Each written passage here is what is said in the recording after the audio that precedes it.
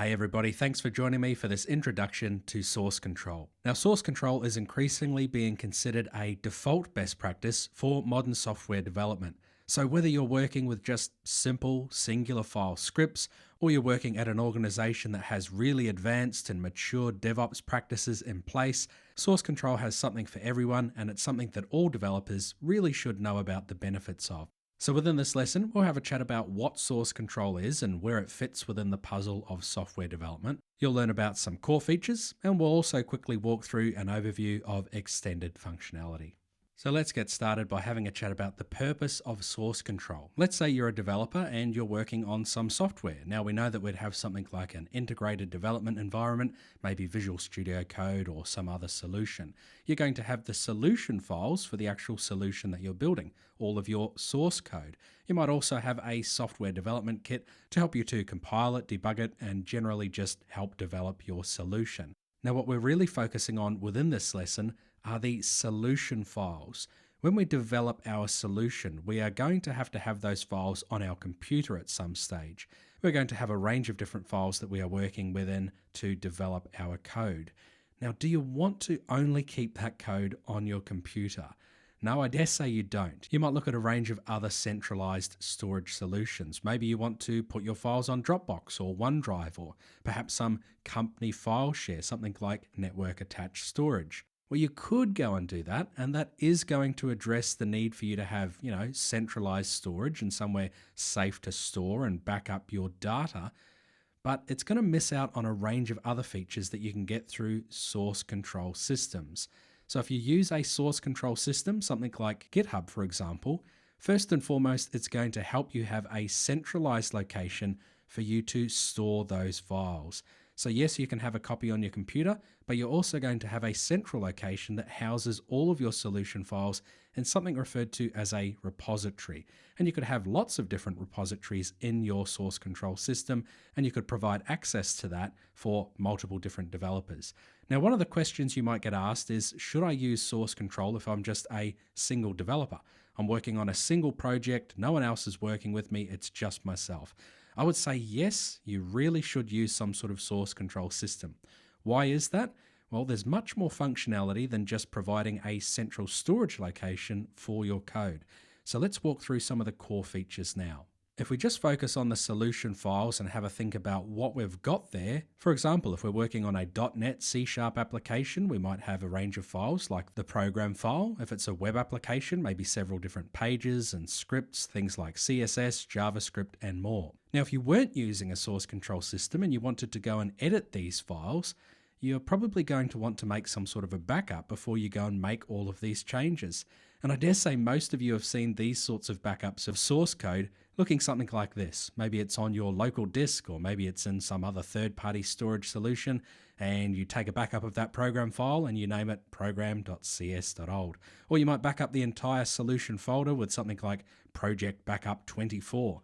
Right, we've all seen this where people take copies of files, rename them slightly differently, and try to use those as backups before you go and make some sort of change to your solution. Now, you can do this manually, but it's very easy to lose track of what file serves what purpose and at what point it was edited within the history of the file as a whole.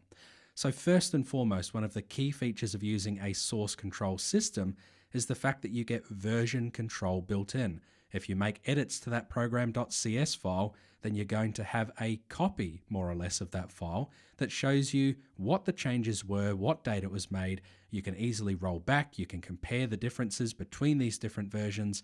Okay, it's standard version control functionality that helps you more easily go and make changes to a file and be able to roll back or monitor as required. Now, version control is really handy when you're making changes to your solution. But what if you want to make a really big change as part of perhaps some new feature that you're developing for your solution? Well, this is where we can look at functionality like branching. Branching and merging is a type of feature within source control systems that helps you to more easily manage and kind of package lots of different changes that are being made as something like a feature or a bug fix, where you've got lots of different code changes happening all for one given purpose. So let's say we're working with branching. We have something called a main branch. And when we have that main branch, it's going to contain all of our files within our source control system. So we might have version 1 of all of our files. Now let's say everything's working as we expect. The solution is in production, everything's going great. But maybe you want to work on a new feature. Maybe you've got a web application, you're adding some shopping cart functionality. If that's the case, you're probably going to change lots of files and you want to track those changes all together as part of that shopping cart functionality. For this, we can create a new branch and we could call it shop, for example. And what this system is going to do is it's going to help us to track all of the changes to the solution that we make for just that one thing that we are working on, a new feature, a bug fix, some other sort of task that we are tracking. So we can easily track all of the changes that are being made for one given purpose. Okay, we don't need to go and separately look at all of these files and try and roll back differently if anything goes wrong.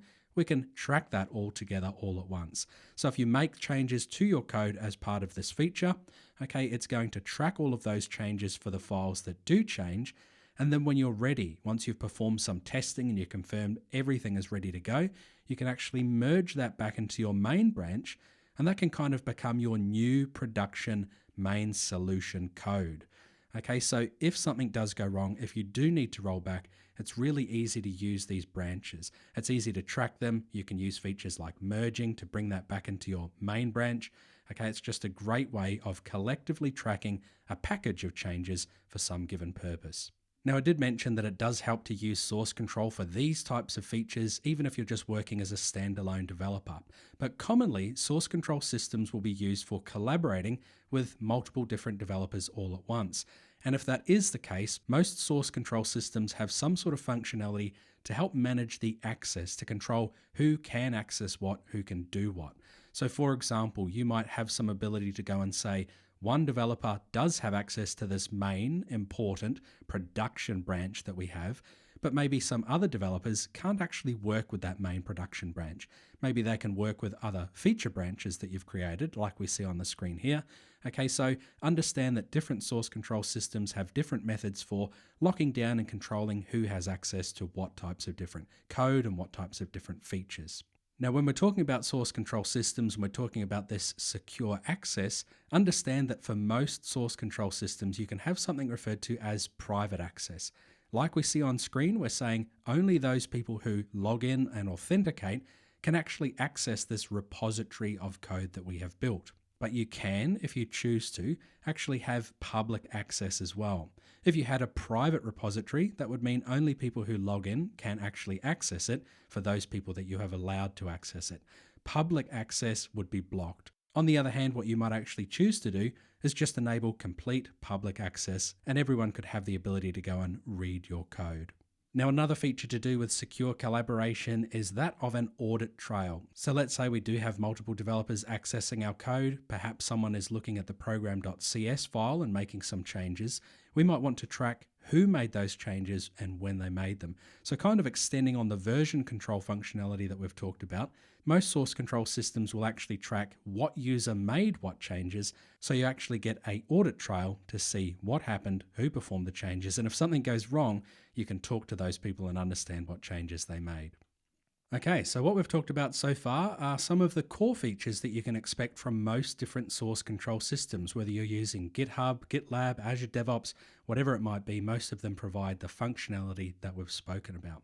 Now, what I do also want to call out is that most source control systems provide some sort of extended capabilities.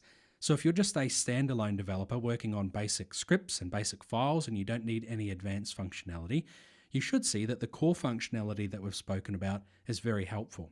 But if you're working in an organization that's working towards mature DevOps practices, then know that source control is typically a very foundational component of the different types of things we want to achieve. So let's say, for example, we have someone who's making some changes to the script files. What we can commonly do with most systems are even have things like triggers. So if a developer goes and commits a change, you can trigger an alert that is going to perhaps go to the developer team lead. You can even have workflows for things like code approval. so that the team lead developer and other developers will need to go ahead and perform a pair code review to actually see what's happening and see if they want to approve the changes that have been made. After the code has been approved, you can even take that one step further and go and do things like automated builds and deploys and testing of your solution from the now updated code. And this is where we're starting to talk about things like CI/CD, which is continuous integration and continuous deployment. So just understand that source control is considered to be a pretty core and foundational component of modern software development solutions. But again, even if you're just working as a standalone developer, there's definitely something here for you. Just the version control alone can be very helpful when you're making changes to your application. So folks, that's a very basic introduction to source control. Thanks for joining me. I hope you've enjoyed it. And once again, that's a wrap.